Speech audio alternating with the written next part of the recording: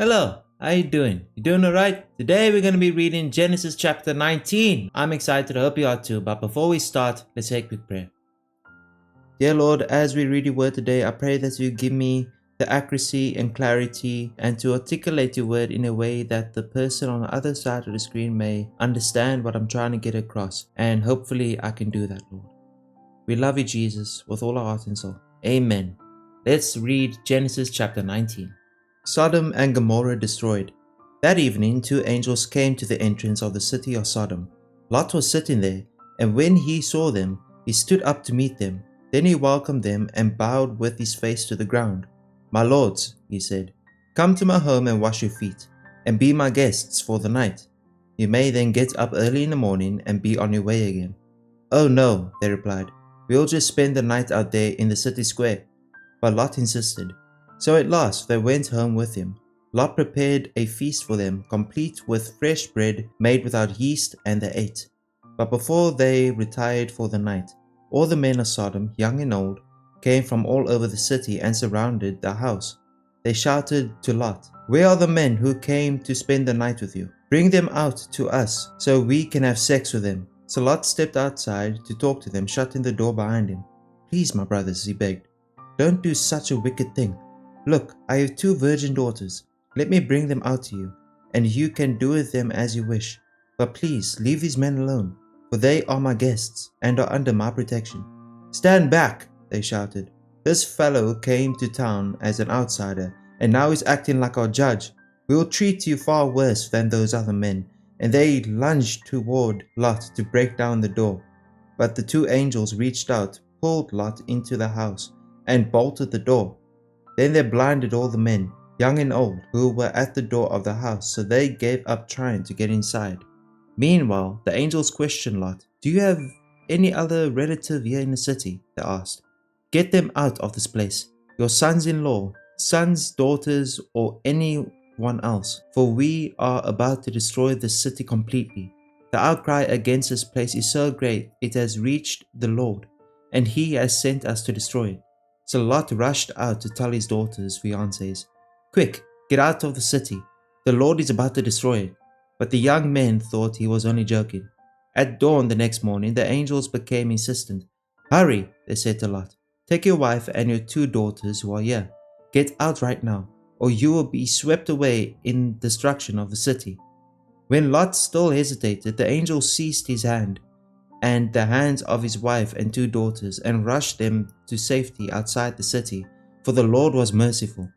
When they were safely out of the city, one of the angels ordered, "Run for your lives, and don't look back or stop anywhere in the valley. Escape to the mountains, or you will be swept away." "Oh no, my lord," Lot begged. "You have been so gracious to me and saved my life, and you have shown such great kindness, but I cannot go to the mountains. Disaster would catch up to me there, and I would soon die. See, there is a small village nearby. Please let me go there instead. Don't you see how small it is?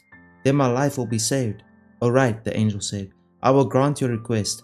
I will not destroy the little village, but hurry, escape to it, for I can do nothing until you arrive there." This explains why the village was known as Zoar, which means little place.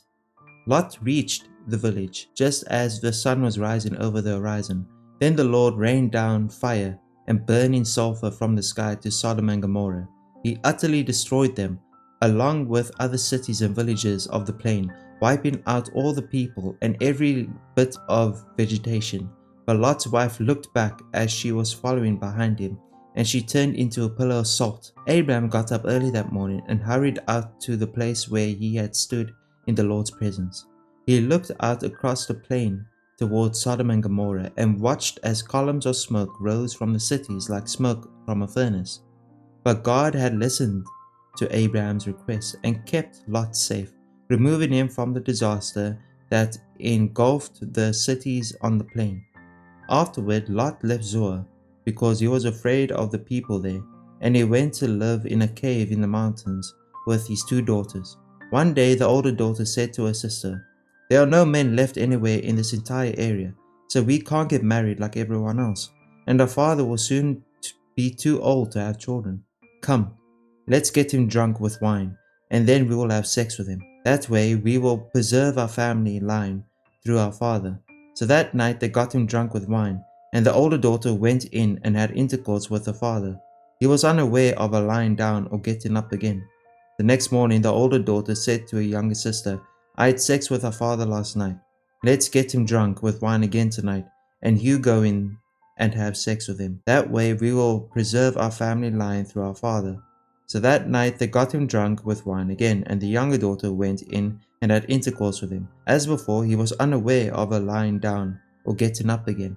As a result, both of Lot's daughters became pregnant by their own father. When the older daughter gave birth to a son, she named him Moab. He became the ancestor of the nation now known as Moabites. When the younger daughter gave birth to a son, she named him Ben-Ami. He became the ancestor of the nation now known as the Ammonites. That's a very explicit chapter. That's Genesis chapter 21. Yeah, there's a lot of devious things going about in this place, and I wonder why God was like, I'm gonna burn this place to the ground. It's very messed up. But anyway, thank you for watching. Remember, I love you, God loves you more. Verse of the day is down below in the description. I hope you read it. And yeah, have a wonderful rest of your day. Bye-bye.